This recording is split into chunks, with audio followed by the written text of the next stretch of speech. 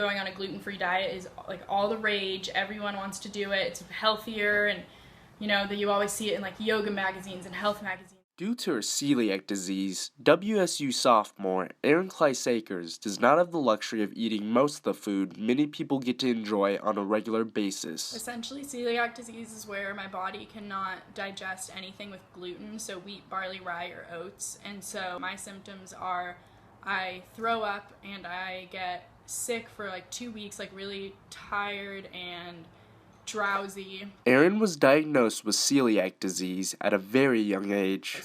It was the 90s, and celiac disease wasn't as common, and so doctors that was never their first thought, that it was, oh, she's allergic to gluten. So many doctors thought I was malnourished, because I had kind of that very skinny arms and skinny legs, but a very swollen stomach because I wasn't getting the nutrition I needed. WSU's Compton Union building, also known as the Cub, is always filled with hungry students from 11 till 1 on weekdays.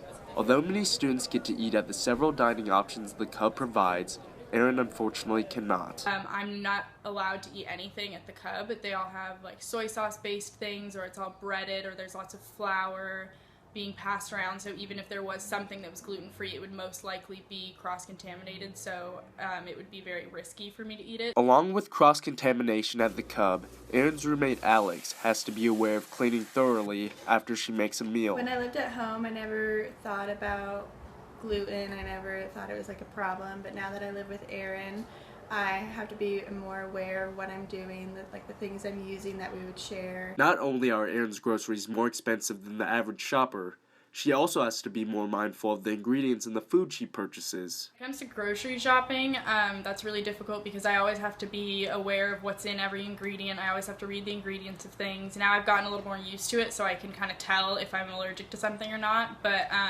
all the ingredients are much more expensive. Erin is happy that more people are knowledgeable of celiac disease and restaurants are now providing gluten-free options on their menus. But at the same time, she is frustrated by the new diet fad that has people going gluten-free. And that's great because it raises awareness, but at the same time it also lowers the severity of my celiac disease. That's actually like a medical condition. So even though it makes it more popular, it also makes it seem less important, and so that is probably the most irritating thing about it becoming more hip.